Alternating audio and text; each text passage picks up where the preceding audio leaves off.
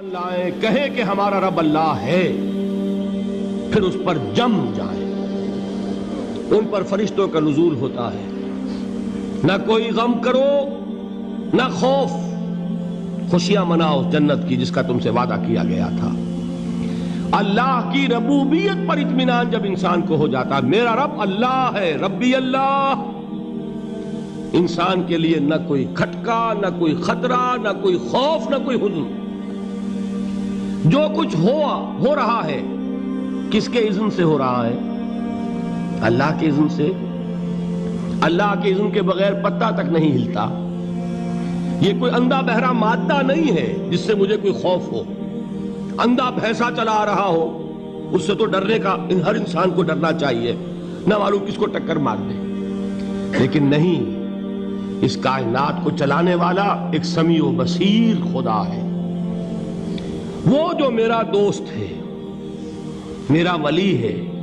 اللہ ولی الذین آمنوا یخرجہم من الظلمات الی النور۔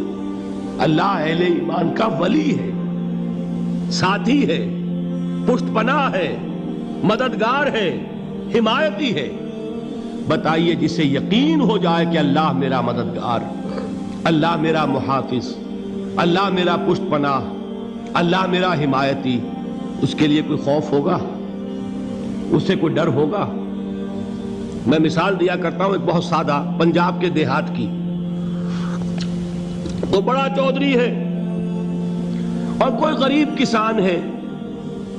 اس غریب کسان کے جانوروں کو ہر وقت اندیشہ ہوگا چوری کا، کوئی میری بھینس کھول کر نہ لے جائے، کوئی میرا بیل کھول کر نہ لے جائے۔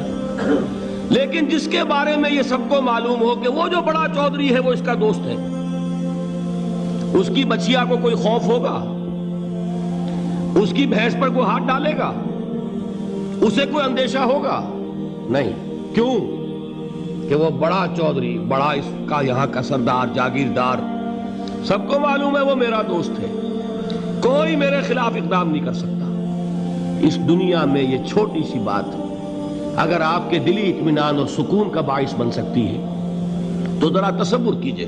میں لفظ تصور استعمال کروں گا صرف اس لیے کہ اس کا ہم جس کو کہتے ہیں ادراک اور شعور کر نہیں سکتے، اگر کے ساتھ کر سکتے۔ اگر یقین ہو کہ اللہ میرا مددگار اور یقین ہو کہ اللہ ہر آن میرے ساتھ ہے، پھر کوئی خوف؟ کس کا خوف؟ کوئی شے اللہ سے بالا تر ہے؟ کوئی قوت اس سے زیادہ طاقتور ہے؟ کوئی اس کے ارادے کو بدلنے والا ہے؟ کوئی اس کی مشیت کے آڑے آنے والا ہے؟ یہی بات ہے جو حضور نے فرمائی۔ یہ ایمان کا حاصل ہے لب لباب، کہ دیکھو اچھی طرح اس بات کو ذہن نشین کر لو، اگر تمام انسان مل کر تمہیں کوئی نقصان پہنچانا چاہے نہیں پہنچا سکتے، مگر جو کچھ اللہ نے لکھ دیا ہو، اور تمام انسان مل کر تمہیں کوئی نفع پہنچانا چاہے نہیں پہنچا سکتے، مگر وہ شے جو اللہ نے طے کر دی۔ آپ پھر میں کہوں گا ذرا طاری کیجئے، اسے فرض کیجئے، اسے سوچئے۔ اگر اس حدیث پر ہمارا دل ٹھکا ہوا ہو تو کسی سے ڈر ہوگا؟ یہ مجھے نقصان نہ پہنچا دے، یہ میری رپورٹ خراب نہ کر دے، یہ میری انکریمنٹ نہ رکوا دے، یہ میرا یہ نہ بگاڑ دے، یہ میرے یہ نقصان نہ پہنچا دے۔ اس کا ڈر، اس کا ڈر، اس کا خوف، اس کی خوشامد، اس کے لیے جا کر طرح طرح سے اپنی عزت نفس کو ذلیل کروانا اس کے سامنے، یہ سب کچھ کیوں کرتا ہے انسان؟ جب سمجھتا ہے کہ اس کے ہاتھ میں میرا کوئی نفع ہے، اس کے ہاتھ میں میرے لیے کوئی ضرر ہے، یہ مجھے کوئی غضب پہنچا سکتا ہے، یہ مجھے کوئی نقصان پہنچا سکتا ہے، یہ میرا کوئی کام بنا سکتا ہے، یہ میری کوئی ضرورت پوری کر سکتا ہے، اسی کا نام شرک ہے۔ جہاں آپ نے یہ سمجھا کہ غیر اللہ کے اندر کوئی طاقت موجود ہے، وہی شرک ہے۔ بتوں سے تجھ کو امیدیں، خدا سے نومیدی، مجھے بتا تو صحیح اور کافری کیا ہے؟ شرک تو یہ ہے جس پر بھی تمہیں یہ خیال ہے، کلمہ ہے یہ کلمہ سوم، لا حول ولا قوت الا باللہ، ذرا اس پر دل کو کبھی اگر آپ تصور کریں، پھر فرض کریں، دل ٹھک جائے اس پر، کوئی طاقت نہیں۔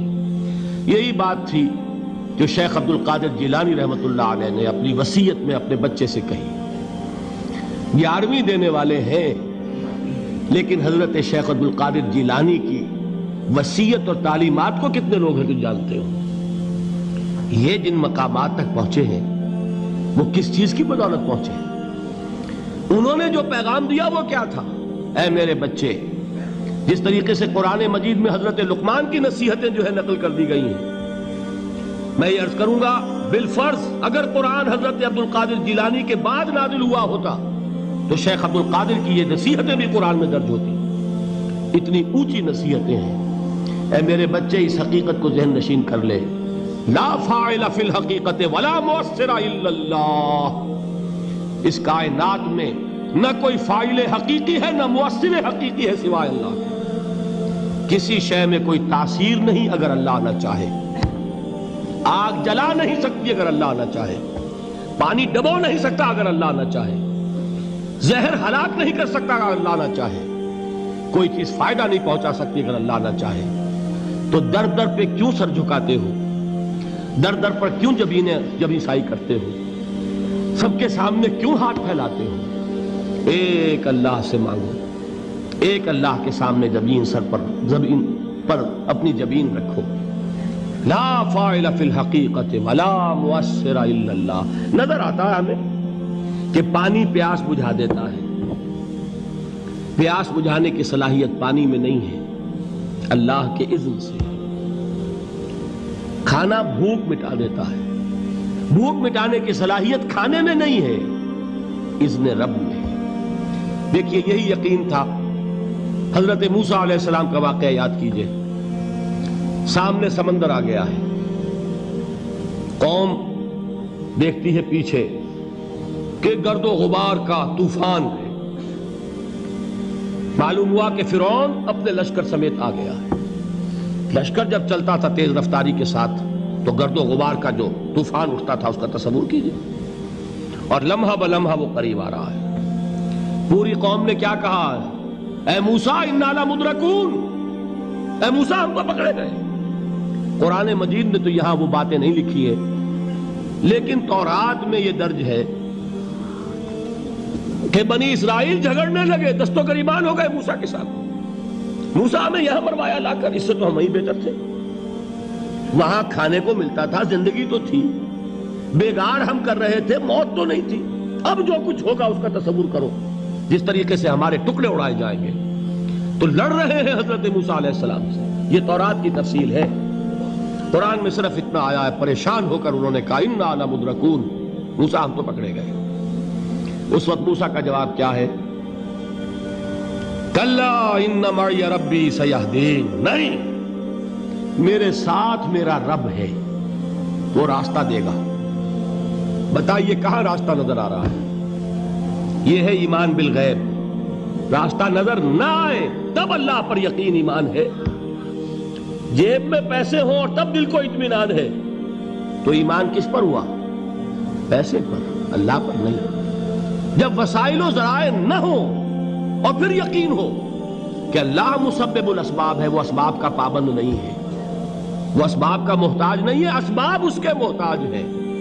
اگر یہ یقین ہے تو اللہ پر ایمان ہے. یہ نہیں ہے تو تمہارا ایمان اسباب پر ہے، وسائل پر ہے، ذرائع پر ہے، مادیات پر ہے، اللہ پر نہیں. اس وقت کہاں راستہ تھا؟ کوئی راستہ تھا؟ سمندر ہے اور ادھر سے لشکر آ گیا ہے. کلا ان معی ربی سیہدین. اب دیکھیے ایمان کہہ دینا آسان ہے، ہوا معکم اینما کنتم، جہاں کہیں بھی تم ہوتے ہو اللہ تمہارے ساتھ ہوتا ہے. لیکن اس کا یقین قائم ہو جائے تو زمین و آسمان کا فرق واقع ہو جائے.